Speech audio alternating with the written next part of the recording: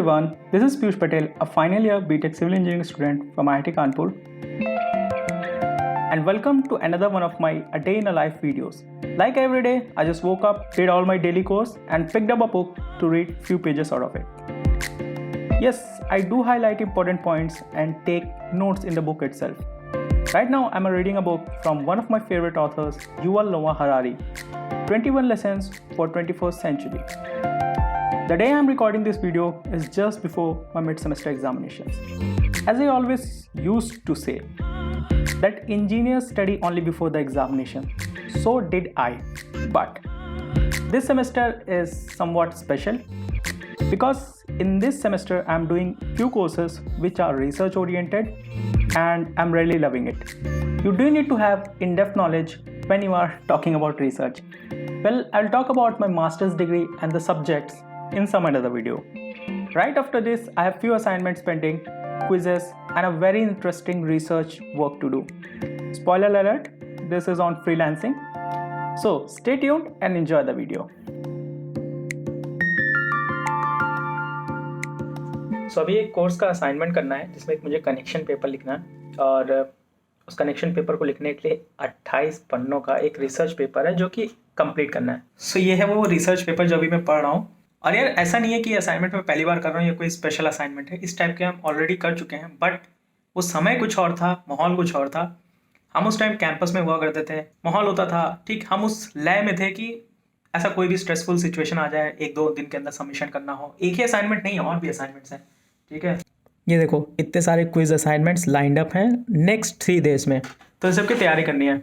अब हुआ क्या है, सो घर पे आने के बाद अब वो माहौल भी नहीं रह गया और एक कंफर्ट जोन में मैं बोलूँगा चला गया हूँ. 28 पेजेस और इसमें एक वर्ड दिया है gig economy. I was just searching type of economies, उसमें मुझे ये मिला. तो गिग इज़ एक्चुअली, इसमें हम फ्रीलांसर्स के बारे में बात करते हैं, इंडिपेंडेंट वर्कर्स. ठीक है, जो शॉर्ट टर्म के लिए हायर किए जाते हैं. ठीक है, वो कंप्राइज करते हैं आपकी गिग इकोनॉमी को. And I am proud of being part of this gig economy right now. So ये आर्टिकल एक तरह से मैं अपने बारे में ही लिख रहा हूँ. सो मज़ा आएगा. A few inches later. शुरू करते ही मैं कहा ये लो. मैं पढ़ रहा था इंग्लिश और उसके बाद अचानक से ये पता नहीं कौन सी अजीब सी लैंग्वेज आ गई. मैं कहा भाई ये कौन से इंग्लिश के बहुत टफ वर्ड्स दिए हैं. मैं गूगल पे सर्च करने के बाद सोचा, फिर ध्यान आया अरे ये तो इंग्लिश है ही नहीं.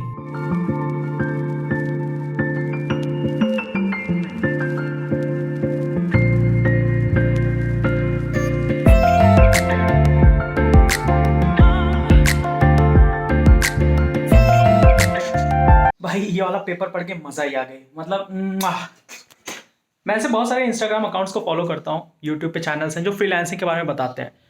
वो जितना भी आज तक कंटेंट दिया, उन लोगों ने 20 वीडियो देखी होंगी. मैंने इंस्टाग्राम के 10-10 अकाउंट में फॉलो करता हूँ फ्रीलांसिंग के ऊपर. उन्होंने आज तक जितना कंटेंट दिया है, ठीक है, उससे कहीं ज़्यादा कंटेंट सिंप्लीफाइड लैंग्वेज में और बहुत वेल रिसर्च ऑर्गेनाइज्ड वे में इस रिसर्च पेपर में दिया हुआ है. मैं हमेशा से बोलता हूँ यूट्यूब वीडियो देखने से ज़्यादा बेटर होता है एक बुक पढ़ लो. और अब मैं ये भी बोलूँगा कि बुक पढ़ने के साथ साथ you can also read a research paper. सोचो एक इंसान ने कई महीनों की मेहनत के बाद फाइनली कई लोगों का इंटरव्यू करने के बाद, कई सारी वीडियोस देखने के बाद एक बढ़िया सा पेपर लिखा 28 पन्नों का, जिसमें सारी डिटेल्स वेल ऑर्गेनाइज मैनर में दी हुई हैं. मतलब हमें कई बार ये लगता है ना कि वीडियोस देखना टाइम बचाता है, बट मैं ये बोलूँगा आप 20 घंटे का कंटेंट देख लो ना, इस 28 पन्ने के पेपर की बराबरी नहीं कर सकते.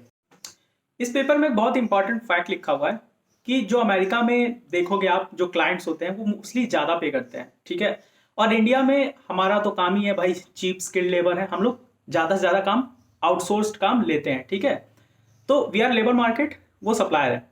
ठीक, अब ये है कि जब यूएस वाले यूएस में किसी को काम देते हैं तो वो ज़्यादा पे करते हैं, 3 to 4 times मोर पे करते हैं किसी को वही काम करने के लिए as compared to some Indian freelancer. But still जो अमेरिकन क्लाइंट इंडियन फ्रीलांसर को पे करता है वो कई गुना ज़्यादा होता है as compared to some Indian client paying to Indian freelancer. ठीक है, बट इसमें एक बात बहुत इंटरेस्टिंग नोट करने वाली है कि you can not file a case. अगर मान लो कोई यूएस का बंदा है जो काम करवाना चाहता है, इंडिया का कोई है जो काम कर रहा है. ठीक है, इन दोनों में डिसाइड हुआ म्यूचुअली और काम हो रहा है. एक ने मान लो पैसा नहीं दिया, ठीक है, या ये बोला कि यार तुम अमेरिका में तो ज़्यादा काम इसी काम के लिए ज़्यादा पैसे दे रहे हो, $1000 दे रहे हो, मुझे केवल $200 दे रहे हो। ठीक, तो आप इसके लिए कहीं कंप्लेन नहीं कर सकते, किसी को नहीं। ठीक, क्योंकि कंप्लेन करोगे तो कहाँ पे जाओगे, किस कोर्ट में जाओगे, इंडियन कोर्ट में जाओगे, अमेरिकन कोर्ट में जाओगे। तो ऐसे कोई रेगुलेशंस बहुत अच्छे नहीं है, ठीक है, फ्रीलांसिंग वाले जॉब्स के ऊपर। सो ये बहुत ज़्यादा म्यूचुअल ट्रस्ट के ऊपर डिपेंड करता है। एक चीज़ जो आई होप बहुत सारे लोगों ने नोटिस की होगी यूट्यूब पे, कि जो जितना कम नॉलेजेबल होता है ना, उतना ज़्यादा बचता है। मैंने देखा बहुत सारे लोग फ्रीलांसिंग के ऊपर ऐसे फालतू के वीडियोस बनाते रहते हैं, 2-4 वीडियोस कहीं से देख ली, बस अपनी वीडियो अपना वर्जन बना दिया, बट एक्चुअली में वो रिसोर्सफुल नहीं होते। मैंने देखा जो ज़्यादातर चैनल्स हैं यूट्यूब पे जिनके अंदर बहुत अच्छे अच्छे रिसोर्सेस हैं, वो ना सब्सक्राइबर उन पर या तो बहुत कम है, क्योंकि वो अपने थॉट्स को मे बी प्रॉपरली ऑर्गेनाइज ना कर पाते हो, या उतना ज़्यादा अपीलिंग ना लिखता हो, विजुअली अपीलिंग ना हो। ठीक, ऑफ कोर्स मतलब YouTube is all about visual appeal. तो कुछ चैनल्स पे देखोगे जहाँ पे कंटेंट बहुत अच्छा है, वो इंसान ऐसा बोलेगा, न्यूज़ रिपोर्टर की तरह, 90s वाले न्यूज़ रिपोर्टर की तरह, तो आज की मुख्य खबरें कुछ इस प्रकार की हैं, है ना। और बट जिसके पास नॉलेज नहीं होता, 2-4 वीडियोस देख के अपनी वर्जन बना रहा है, ओ भाई भाई आज मैंने ये कर लिया, आज मैंने वो कर लिया, दिखावा करता है, मैंने यहाँ से पैसे कमा लिए, ऐसे कराओ, ऐसे करो, पैसे कमाओगे, वगैरह वगैरह टाइप की वीडियोस बनाते हैं। ठीक है, तो ये अब आपके ऊपर है कौन सा कंटेंट देखना है आपको। Many minutes later.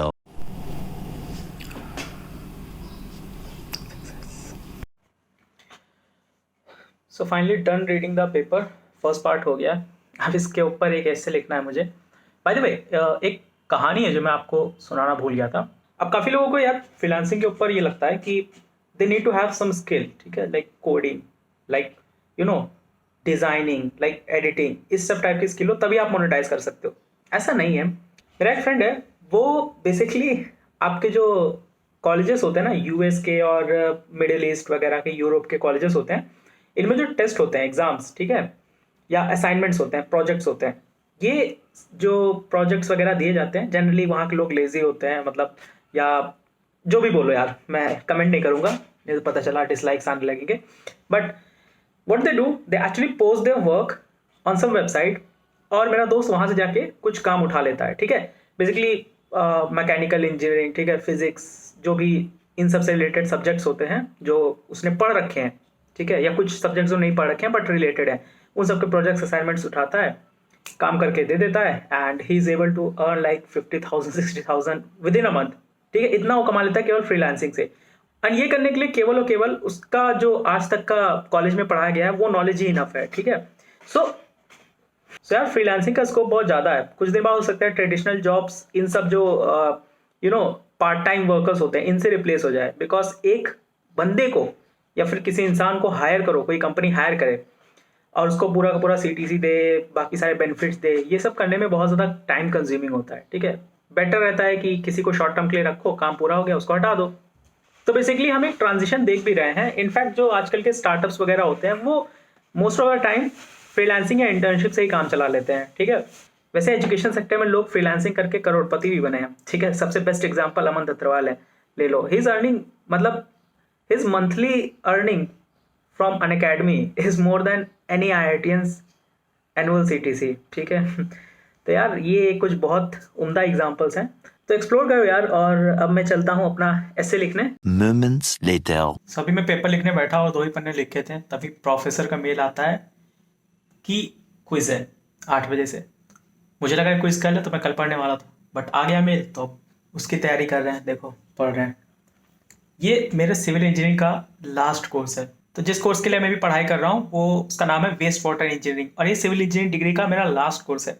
इसके बाद डिग्री तो हो ही जाएगी, फिर मेरा मास्टर्स के जितने कोर्सेज हैं वो केवल बचेंगे। तो इसमें वेस्ट वाटर को कैसे मैनेज किया जाता है सिटी के लिए, है ना, डिपेंडिंग ऑन पॉपुलेशन, जैसे जैसे वो टाइम के साथ बढ़ती है वैसे वैसे कैसे उसमें इंप्रूवमेंट्स करने होते हैं, क्या फ्यूचरिस्टिक अप्रोच लेके आज के समय में बनाना है उसको, इन सब के बारे में हम इस कोर्स में पढ़ते हैं। बहुत सारी चीज़ें यार, ये तो खैर किरचॉफ लॉ है, यहाँ पे सीधा सीधा दिख रहा होगा, ये पूरा पूरा यहाँ पे जो अप्लाई हो रहा है वो किरचॉफ लॉ का ही एक, है ना, मॉडिफाइड वर्जन है।